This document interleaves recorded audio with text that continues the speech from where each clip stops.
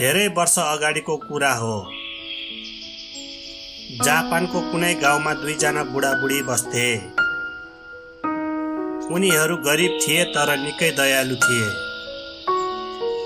उनीहरू एक अर्कालाई खुब माया गर्थे। नयाँ वर्षको दिन थियो। छिमेकीको घरमा मोची कुटेको आवाज सुनिँदै थियो। मोची भनेको जापानिज भाषामा भातबाट बनाएको एक प्रकारको मिठाई हो।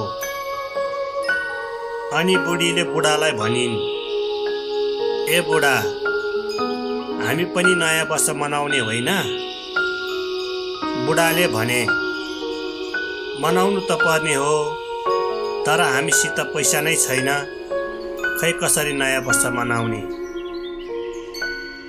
एकछिन विचार गरिसकेपछि बुढाले भने, हामीसित भएको दाउरा बोकेर म सहर जान्छु। त्यो बेचेको पैसाले म चामल र मिठाई किनेर ल्याउला अनि नयाँ वर्ष मनाउला नि। भोलिपल्ट बुढा सहर जानको लागि तयारी गर्न थाले। अनि दाउराको भारी बोकेर बुढा सहरतिर लागे। सहरमा नयाँ वर्षको लागि सामान किनेर बेच्नेहरूको घुइँचो लागेको थियो। तर ती बुढाको दाउरा किन्न कोही पनि आएनन्। उनी निराश भएर घर फर्कने सुरसार गर्न थाले। अनि बुढाले मनमा नै विचार गर्न थाल्यो, मेरी बुढीलाई साह्रै नरमाइलो हुने भयो। कठै बिचारी, नयाँ वर्ष मनाउने उसको कत्रो धोको थियो। बुढाले मनमा कुरा खेलाउँदै घरतिर लागे। हिँड्दा हिँड्दै बाटोमा एकजना मानिससित उसको जम्का भेट भयो। ती मानिस छ्वालीको टोपी बेच्नको लागि हिँडेका रहेछन्। उनले बुढालाई सोध्यो, ए दाइ, कतिको दाउरा बेच्नु भयो त? बुढाले मसिनो स्वरमा भने, के दाउरा बेच्नु नि?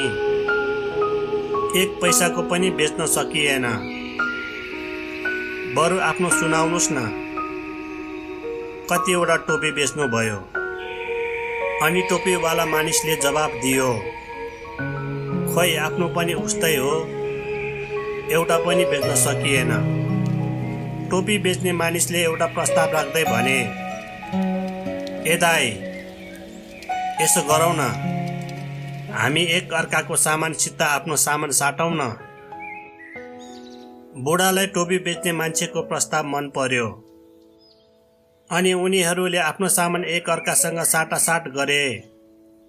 अनि दुवैजना आफ्नो बाटो लागे। साँझ छिपिँदै थियो। चिसो पनि बढ्न लागिरहेको थियो। अलि पर पुगेपछि बुढाले बाटोमा जिजो उसामाका मूर्तिहरू लस्करै उभिरहेको देखे। जिजो उसामा भनेको जापानी भाषामा ऋषिमुनि जस्तै हुन्। बुढाले जिजो उसामाहरूलाई नमस्कार गरे। बिचरा जिजो उसामाहरूलाई कति जाडो हुँदो हो। उनले अघि दाउरासित साटेका टोपीहरू ती मूर्तिका टाउकामा राख्न थाले। टोपी जम्मा 6वटा मात्रै थिए, तर मूर्ति भने 7वटा। एउटा टोपी पुगेन। बुढाले आफूले लगाएको गलबन्दी फुकाएर 7औं मूर्तिको टाउकोमा लगाइदिए। त्यसपछि उनी आफ्नो घरतिर लागे। घर पुगिसकेपछि सबै कुरा उसले आफ्नो बुढीलाई बताए। अनि बुढीले भनिन्, तिमीले असाध्यै राम्रो काम गरेछौ। मलाई साह्रै खुसी लाग्यो। अनि ती दयालु बुढाबुढीले त्यो रात अति नै साधारण खाना खाएर नयाँ वर्ष मनाए। बुढाबुढी मस्त निन्द्रामा थियो। रात पनि चकमन्न थियो। यता भने एउटा अचम्मको घटना घट्यो। 7वटा जियोसका मूर्तिहरू हिँड्न थाले। ती मूर्तिहरू बुढाबुढीको घरतर्फ बढ्न थाले। बाहिर केही खसेको आवाजले बुढा बिउजिए। बुढाले बुढीलाई पनि उठाए। दुवैजना बाहिरतिर जान थाले। उनीहरूको दैलो अगाडि चामल, माछा, मासु, फलफुल आदिको थुप्रो थियो। ती मूर्तिहरूले दयालु बुढाबुढीलाई नयाँ वर्षको उपहार छाडेर गएका थिए। पर मूर्तिहरू फर्केर गइरहेको बुढाबुढीले देखे।